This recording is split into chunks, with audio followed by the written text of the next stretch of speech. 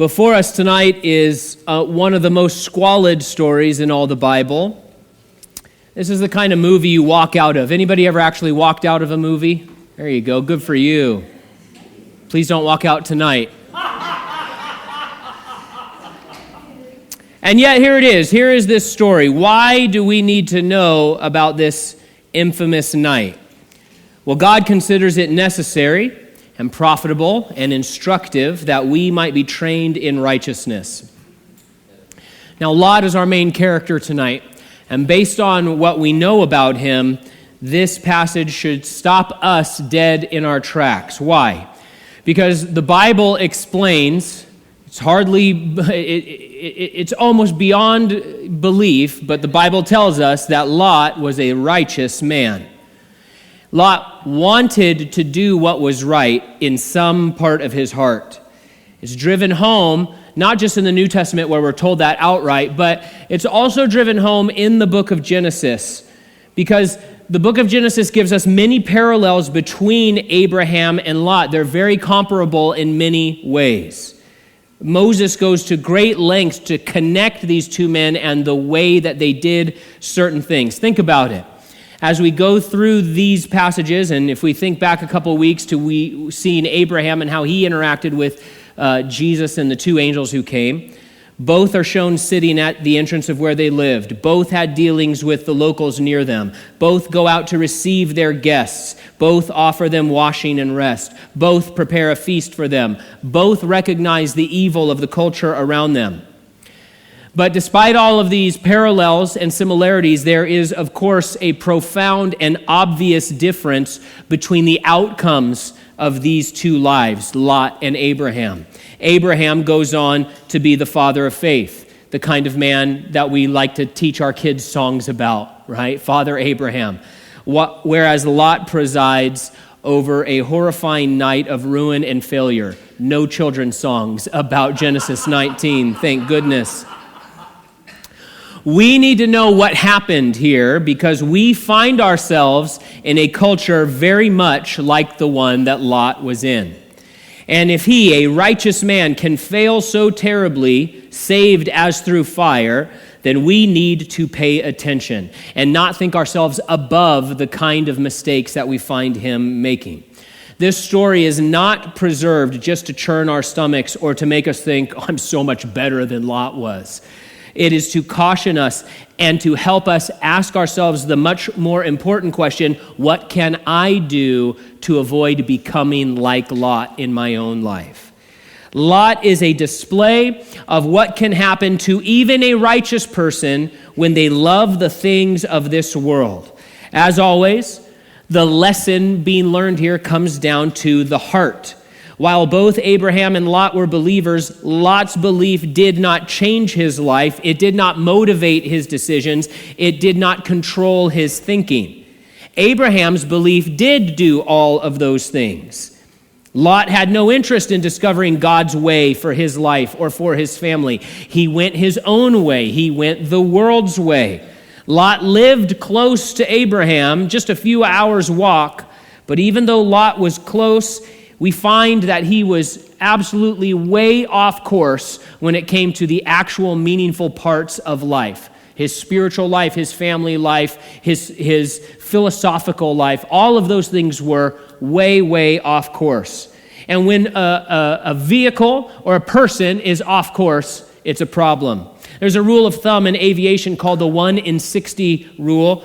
It states that if you fly at just 1 degree off course, that every 60 miles you fly, you will be 1 mile astray from your target.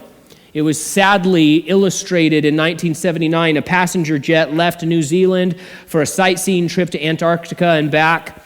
Both the pilots were experienced. They weren't novices. But unknown to them, there was a 2-degree error in their flight coordinates.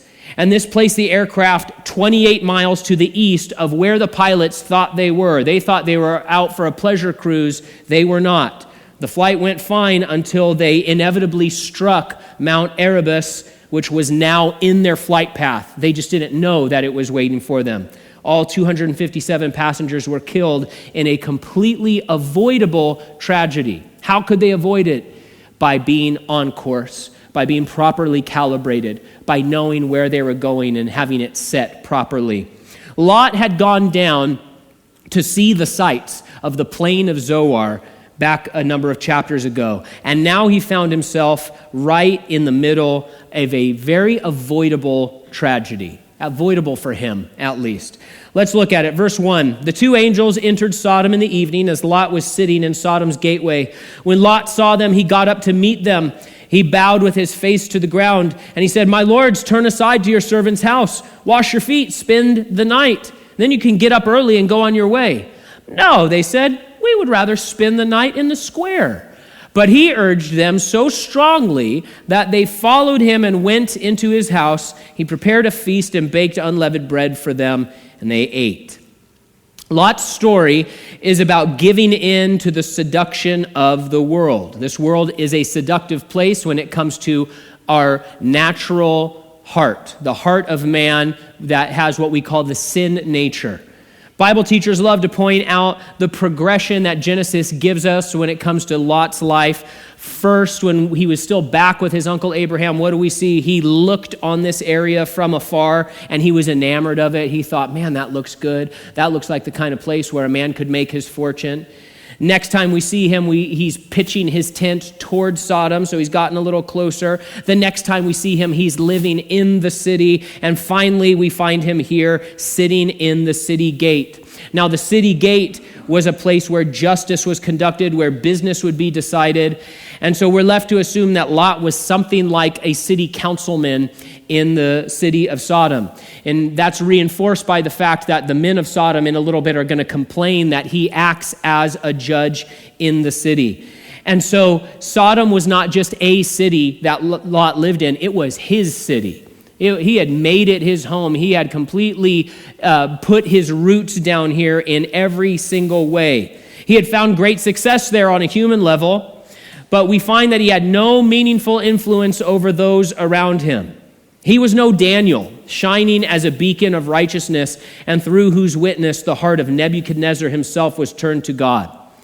There's a lot of interesting parallels that we could draw, or a lot of contrasts that we can draw between Daniel and between Lot. Daniel is forced to go to the wicked city of Babylon. It wasn't his choice. Lot went on his own. Daniel made a great impact for righteousness and for what we would call the gospel, for the truth of God. Lot made none whatsoever. Daniel was enslaved and probably made a eunuch when he was brought to Babylon. Lot made himself a fortune and became the mayor or the city council. And yet we see a big, big difference between these two individuals. We see Lot giving up more and more to the world and to its culture. He's not set apart from them. He's not going God's way. He's not trying to separate out from these polluting influences of the world. No, he's digging himself in more and more, attaching himself more and more to the culture around him and the world system around him. He had abandoned his tent. He had arranged for his daughters to marry 2 local boys in town. All his business, all his time, all his efforts, all of his affections are attached to this city. And yet, we do see a flicker, ever so faint, of righteousness in his heart. He's concerned for these 2 travelers who have come through the gate. He knows these 2 strangers are not safe, and he wants to help them. He wants to host them. He wants to be sure that they are treated properly, and then he wants to send them on their way early. Did you notice that? We can sense his double-mindedness. He does care about the welfare of these 2 fellows. He wants to do right by them, but he also wants them to get going early, not only to help them stay safe, but I think also so that they don't find out how sleazy his beloved town is. He gives them no real warning. He doesn't say, you can't stay in the city square, you'll be killed, you'll be assaulted, you will be treated X, Y, and Z. He says, no, just come to my house. You really want to come to my house? No, for real, you want to come to my house. And so we see him kind of trying to play both sides of things. He has this flicker of righteousness, ever so faint, like Tinkerbell when she dies in the play and you have to clap and it's just this tiny little light. That's Lot's righteousness. That's his faith. On the other hand, he so loves Sodom, he can't bear to tell these guys the truth of how much danger they're actually in. Verse 4, before they went to bed, the men of the city of Sodom, both young and old, the whole population surrounded the house. They called out to Lot and said, "Where are the men who came to you tonight? Send them out to us so that we can have sex with them." It's thought by some commentators that perhaps this is what they did to all travelers who came through, which is why Lot knew, you can't stay in the city square. That's a little bit of speculation.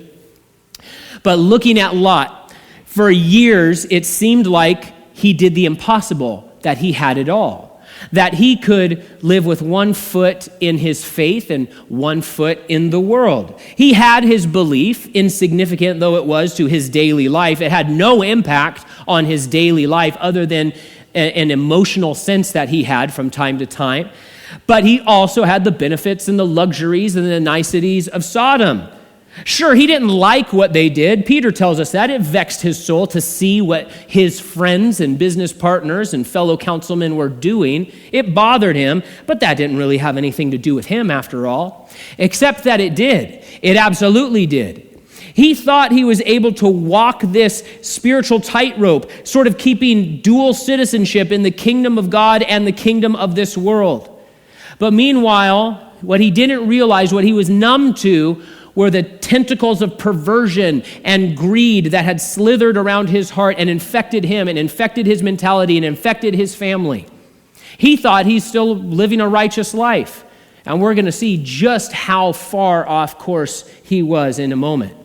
Now listen, Jesus, our King, our Savior, our Lord, was very clear. Matthew 6:24, no one can serve two masters, since either he will hate one and love the other, or he will be devoted to one and despise the other. You cannot serve both God and money. You can't do it.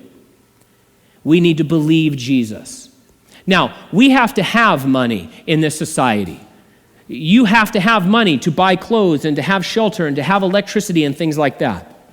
Jesus does not tell in a blanket, generalized way that all of his people must live ascetic lives. You live out in the dirt somewhere with no possessions and no belongings. He has asked some of his people to live that way, but that is not a blanket, generalized command that he gives us.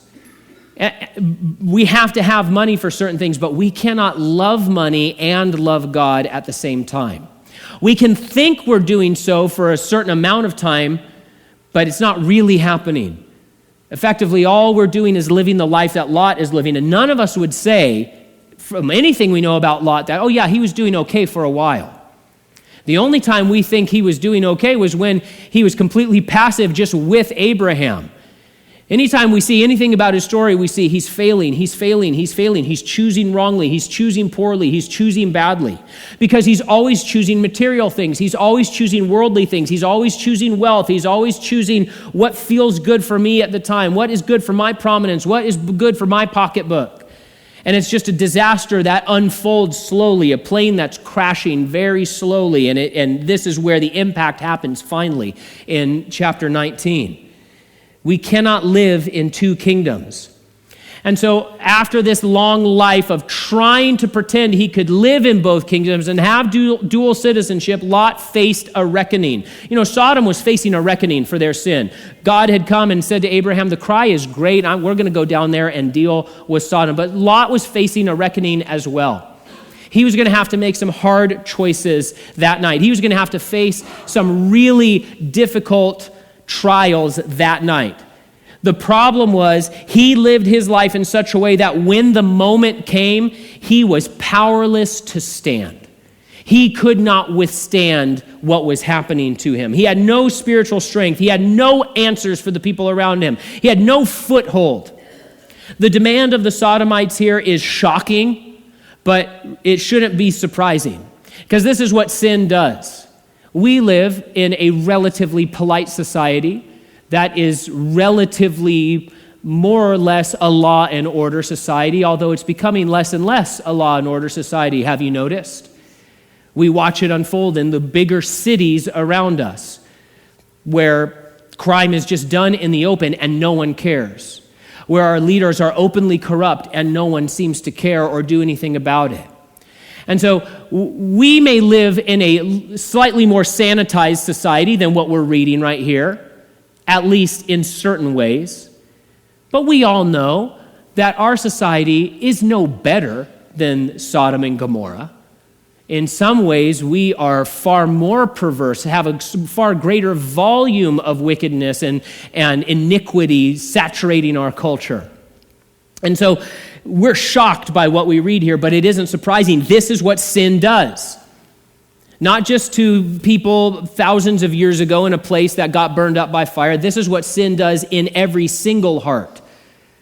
It's not like, you know how it's been such a strange thing through the pandemic, where you have some people who are like, yeah, I got coronavirus and I only know it because I had a test that said I had it. And then you have other people who said, well, I had coronavirus and I had a few sniffles and I had a headache and I felt run down. And then other people are like, I got coronavirus and now I'm dead, like a couple days later. Sin isn't like that, where I only had a little case of sin. It really, you know what? It gave me a little bit of pain in like my joints right here, but then other than that, it was completely fine. This is what sin does in your heart. It enslaves you and it rots you. This is how it affects hearts and peoples and civilizations. Sodom and Gomorrah are not an outlier. Human history is absolutely full of this kind of depravity, and we should never try to sanitize sin or the effects of sin in our thinking. And what we really need to do is realize that the sin of Sodom and Gomorrah that we're reading here, that we recoil from because it is so shocking, that sin lives in your heart and needs to be cleansed by the power of Jesus Christ. We need to surrender our hearts to the Lord and say, Lord, see if there be any wicked way in me and lead me in the way everlasting, because I don't want that same sin. Maybe it would work itself out in a different way, but I don't want that same vile sin which rejects you and rebels against you. I do not want it to work itself out in my life. Verse 6 says, Lot went out to them at the entrance and shut the door behind him, and he said, don't do this evil, my brothers. Look, I've got 2 daughters who haven't been intimate with a man. I'll bring them out to you, and you can do whatever you want with them. However, don't do anything to these men, because they've come under the protection of my roof. There are a lot of bad dads in the Bible. But man, Lot has got a really great chance at the title, if you ask me. If you're picking a seed for best, worst, March Madness is coming up, right? If you're putting a bracket for worst dad, this guy, he's my number 1 pick, I think. Notice again, though, his double-mindedness. We see a flicker of righteousness again, but his love for the world has completely short-circuited his mindset. Hey, listen, it took real courage to go out and talk to this violent, horrifying mob of people, all the men of the city united. Didn't matter their age, didn't matter their social standing, didn't matter their economic class or anything like that. They all got together and they said, hey, we're here and this is what we're doing. And they surrounded the house. And Lot went out by himself. That took courage. And he preaches to them, maybe for the first time, about the fact that, hey, what you guys are doing is evil. But then we see that his fix for this situation is, go ahead and rape my daughters all you want. Whoa. And you just think, what in the world is going on? And you see Lot is effectively saying, that way we all get what we want. The world kind of gets their thing, and you know that I'm being bothered by the fact that you guys want to do this, and so I should probably do something about it, and that'll make me feel better, and so everybody's happy. And this is what Lot's trying to do. He wants to make everybody happy. He wants to make the flesh happy. He wants to make his faith happy. You cannot do both of those things. And we see that the culture of Sodom that he is so attached to and so affectionate with has completely perversified the way that he thinks. Sure, he's not doing what the other men are doing, but is his solution any better? Most of us in here are parents. This is one of the most horrible things we read in all the Bible. And he says, I've got a solution. This is what we'll do. And this is supposed to be a righteous man who's supposed to be a representative of the one true God. This is a very scary moment. In the New Testament, or rather in New Testament terms, we would call Lot carnal. Look, we'd like to say he's not a believer at all, but we can't. The New Testament declares that he's a believer, that he is righteous. And so we would call him carnal. We use the term carnal Christian. Now, some will say there's no such thing as a carnal Christian. Yes, there is. The book of Romans, chapter 8, talks about it. 1 Corinthians, chapter 3, talks about it, where Paul says, hey, I should be teaching you certain things. You're carnal. And what does that mean? Carnal, carne asada, flesh, right? It describes a person who is saved, who has faith, saving faith in Jesus Christ, yet living life according to and indulging the flesh. That old sin nature that says, I want what I want. The lust of the flesh, the lust of the eyes, the pride of life, those things. And what we find in both Testaments, in the New Testament it's described to us, but it's demonstrated here, carnal believers, carnal Christians do not function properly. Their life looks like a house made with crooked measurements. There's great inconsistency in how they behave. Now listen, clearly in the city of Sodom, there was nothing off limits, nothing taboo when it came to sexuality. But it's interesting. Let's try to zoom in here for a second. What do we see? We know that Lot has these two daughters, and we know that they're betrothed to be married, and we know that it's close enough and it's, near enough that the sons-in-law are in his house with him. And yet we see that Lot's daughters are virgins. Great. And so what do we see? It seems that Lot drew a line and he told his daughters, hey, it's wrong for you to have sex before you're married. And that's true. It is against God's command. It's against God's morality to have sex in any situation other than within the confines of a monogamous heterosexual marriage. And so Lot, on the one hand, is saying, oh yeah, you guys, do you think anybody else was waiting for marriage in the city of Sodom? I certainly don't. But Lot clearly, as the patriarch, said, no, this is what we're doing because this is what's right. And yet in the same breath, he's signing off on gang rape of these very two daughters. What in the world is going on? How can there be such a disconnect? It's because he's a carnal believer. And apart from surrender to God and actually following his word and going to his word and saying, what does God really say about parenting and really say about morality and really say about what I should be doing with my life? If we don't do that, then there is no foundation or firm foundation for morality. Then you're just kind of picking things willy-nilly. Let's do this, let's not do this. Let's do this, let's not do this. And it's all relative. And everything being relative will ultimately just be polluted by sin, because that's what sin does. One writer points out, very importantly, I think, the angels could have put a stop to any of this at any moment. What are the angels doing right now? They're waiting. They're waiting because they're waiting to force Lot to make a choice. What did Joshua say? He said, choose this day whom you're going to serve. And this is all about, okay, are you going to be a righteous man or are you not going to? Or are you going to be a sodomite? You need to pick which kingdom you want to be a part of.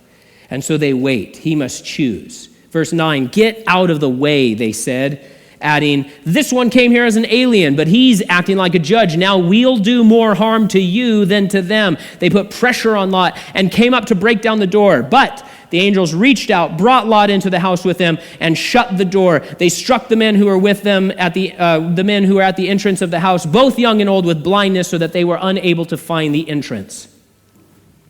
Lot was not an influence of the people to the people of Sodom. He was a nuisance to them. Now, we live in a terribly sinful culture. It is a given that you and I are going to go out into the world living our lives, and we're going to interact with the world around us. Paul said, if I said you can't ever interact with unbelievers, that would be impossible. You'd have to be removed from the earth. So it's a given that we are going to interact with the sinful world around us. But the purpose of our Christian life is not only to have personal beliefs hidden in our minds, it is to be salt and light. Lot, all he had was a personal belief hidden in his mind. He didn't share it with people. It didn't impact the way he made decisions. He didn't have any sort of influence. We are supposed to be salt and light. We are to make disciples as we are going. We are to be proclaimers of truth and agents of grace. We're to live in such a way that people are drawn to our kingdom rather than us getting entangled in their kingdom. And so everything that Lot is doing is backwards and is deficient in comparison to what God actually wants for his people. When this moment of testing came, Lot had no power. He reminds me of Steve Rogers before he took all those steroids in Captain America. Remember that? They put him on the 11-year-old boy's body with movie magic. He wanted to stand up to evil, but he was so weak, so contaminated. There's nothing he could do. Again, compare Lot to Daniel. We know what an impact Daniel had. And we remember that Daniel was 17 years old when his book begins. The difference was Daniel was devoted to righteousness, and what a difference that made. Notice the Sodomites' attitude toward Lot. They don't care about him. They've tolerated him for a little while. Sure, they've had business dealings with him. I'm sure they were friendly in the city square with him. But now we see what they really think of him. The Bible is speaking very frankly here, and I don't want to be inappropriate or anything like that, but look at what they're threatening to do to him. And then realize that that is the heart of our enemy towards us. That's what sin wants to do to you and to your family and to this world. Our enemy, the devil, is a destroyer. He's a murderer from the beginning.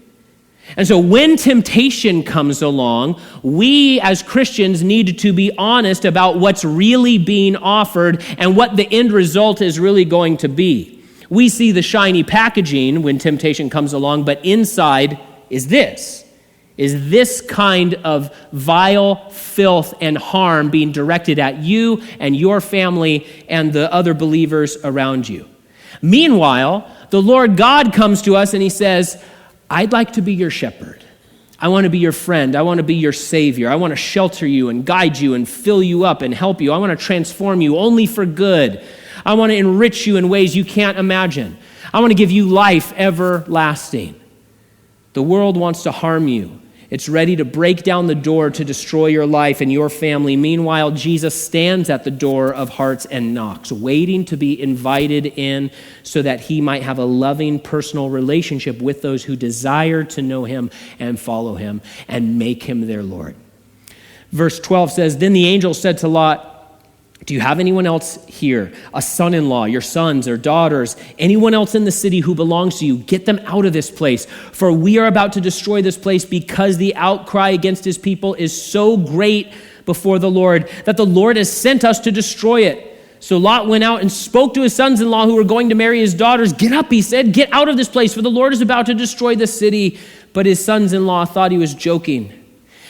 I found this interesting. The angels did not have a specific list. They did not have a manifest with a certain set of names on it. It reminds us that in the incredible grace of God, there is always, always, always room for one more. Always.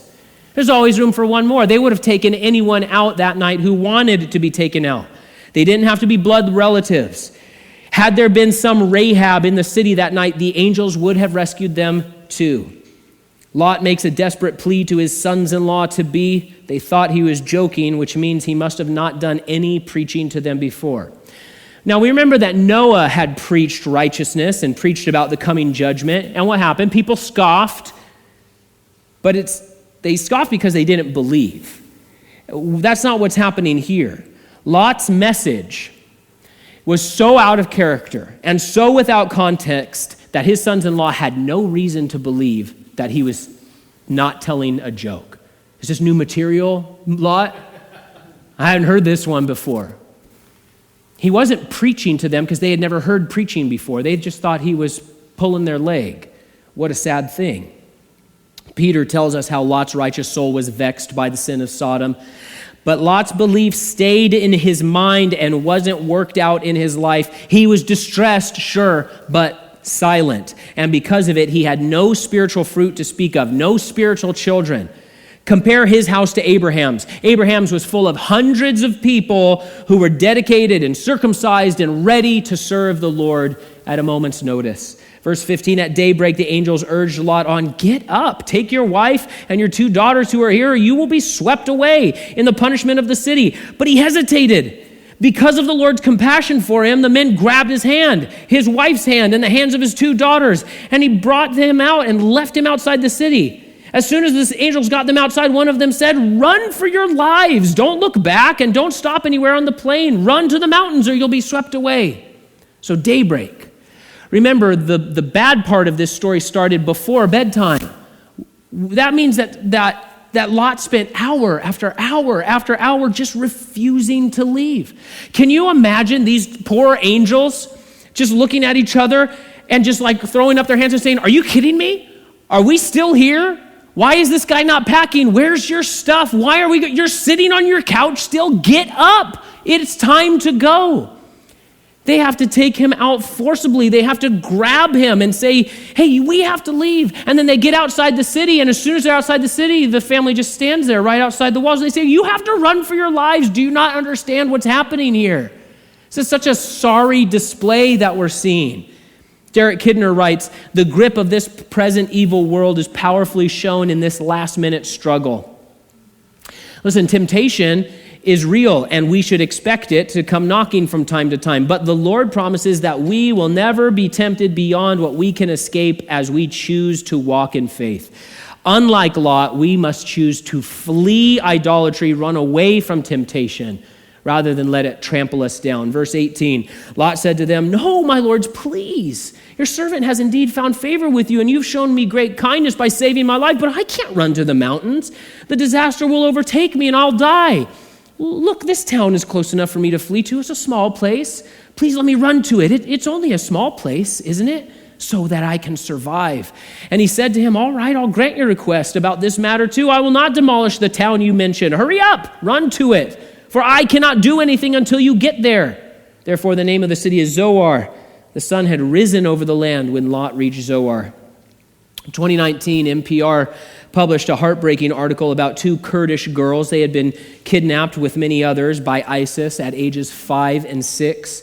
They were held captive for years, so long that they completely forgot who they were before. They no longer knew their old language. They no longer knew their family. They no longer knew their own last names. The woman who had been acting as their mother would sell girls at about 11 or 12 years of age to be brides to ISIS fighters. Finally, they were rescued. When interviewed, the girls said this, "I don't want anything except to go back." Not to home, but back into their captivity. They said, "I just want to go back. That person's my mother. I want to go back to her." The man who rescued them set up a video call with the girls' true relatives who were refugees in Canada at the time. After the call, he asked one of the girls, he said, "These are your relatives. They love you. They want to talk to you. Aren't they better than your captors?" And the girl answered, "No." Now, these precious little girls have an excuse that we understand. We understand the idea of Stockholm Syndrome. We understand the ruin that has been wreaked upon their minds, and we'll pray for them that God will put their lives back together. They have an excuse. Lot is behaving the exact same way, and he has no excuse. He's looking at all of this vile destruction. He says, "Yeah, I want to go back. Oh, please, I want to go back to that. I want to be with the Sodomites who want to rape me." This is crazy. This is bananas. We see how addicted he is to his worldly life. He doesn't plead for deliverance or forgiveness. He whimpers for compromise from the angels. He's convinced he cannot live without the city. "I'll die if I do what God has instructed me to do," he said. In the Hebrew, perhaps in your translation, where it says there in verse 20 is, "Let me go to the little town so my soul will live." If we want to not be like Lot, we've got to keep watch on the affections of our hearts. What do we love? What invigorates our souls? The Bible commands us to set our hearts on things above, on heaven, on the Lord's work. We are warned against following the world and allowing our hearts to become polluted the way that Lot's heart is polluted here. Proverbs 4:23, "Guard your heart above all else, for it is the source of life." Note also, we like to point this out, especially in books like this, we see a flexibility in the providence and the will of God. The destruction of Sodom was certain. It was inevitable. The Lord said it, and it was going to be done. And yet, the gears of judgment slowed down due to Lot's hesitation. The angels say, okay, we are going to adjust part of this plan. We were going to destroy Zoar, but you can go there. We'll allow it. And we're going to wait until you get yourself over there. And so it's a very interesting thing. God's work, God's will has both absolute certainty and at times a built-in flexibility depending on the choices and the actions of human beings.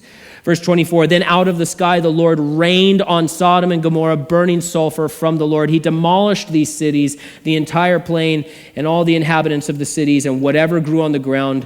But Lot's wife looked back and became a pillar of salt.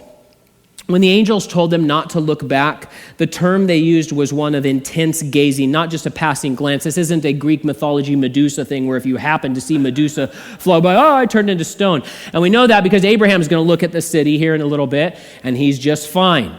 And so what are we seeing? We're seeing that it's a heart issue. As always, these issues are heart issues, and Mrs. Lot reveals her heart.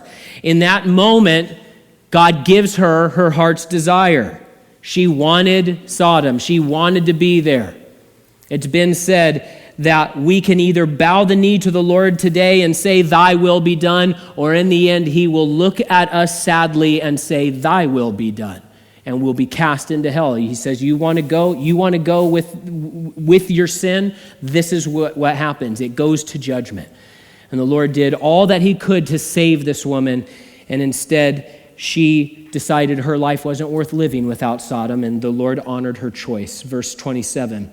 Early in the morning, Abraham went to the place where he had stood before the Lord, and he looked down towards Sodom and Gomorrah and all the land of the plain, and he saw that smoke was going up from the land like the smoke of a furnace.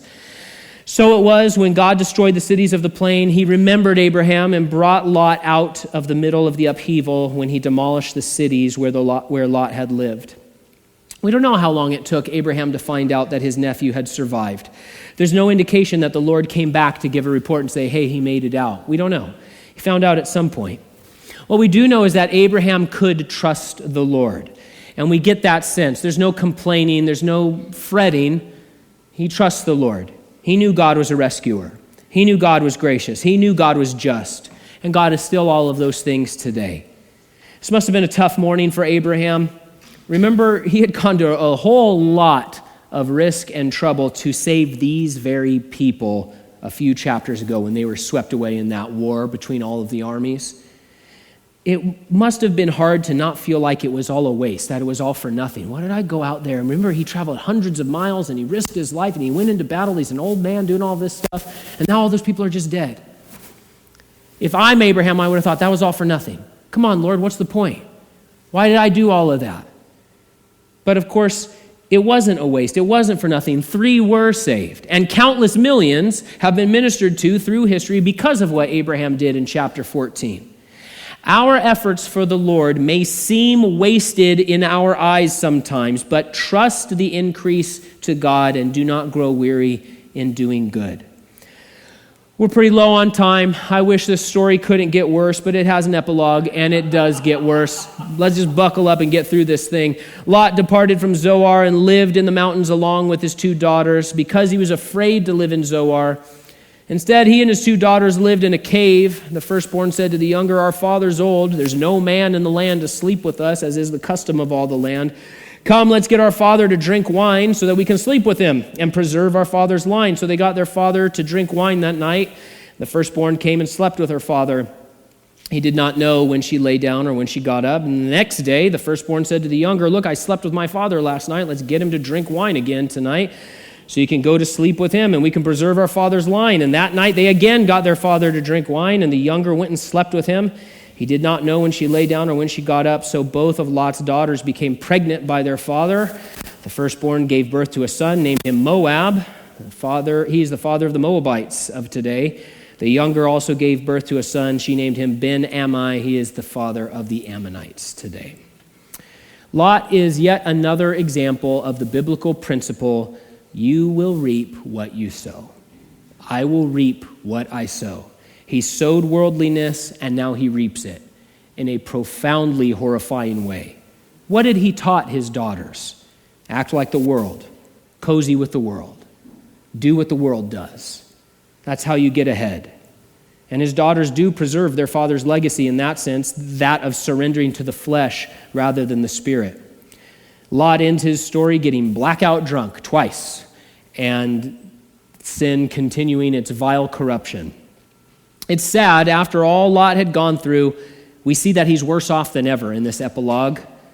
He's paranoid, he's withdrawn, he gives into fear, which drove him to Zoar, and then he gives into fear again, he drives him to this cave. He gives into shame, which keeps him for some reason from returning to Abraham. He could have gone back to Abraham, but he doesn't. He's ashamed and he's afraid, and he's making all of these wrong decisions again and again and again. It seems like he's living in some kind of weird paranoia. He won't let his daughters leave this cave, and yet he's sure to keep the barrels of wine full. This is just so much worse the more that we think about it. His lifestyle of indulging the flesh rather than following the Lord completely ruined him, ruined his testimony, ruined his family, ruined his mentality, ruined his name. No one's going to name their son Lot. Or if you should crack open the book of Genesis, or if you do, crack open the book of Genesis. This was a man who should have been a source of hope and truth and justice, a man who should have been a rescuer and a blessing like his uncle was. Instead, this is his story. He had the desire, but he wouldn't yield to the Lord. He wouldn't actually live out his belief. Rather than crucify his flesh, he was a slave to it. Lot was not a victim of his circumstances. This was the inevitable result of a life lived in submission to the flesh. It did not have to happen to him, and it certainly doesn't have to happen to any of us. The Apostle John wrote to believers living in the last hour before coming judgment, and here's what he says to us as we close. Do not love the world or the things in the world. If anyone loves the world, the love of the Father is not in him. For everything in the world, the lust of the flesh, the lust of the eyes, the pride in one's possessions is not from the Father, but is from the world. And the world with its lust is passing away. But the one who does the will of God remains forever. Let's do the will of God.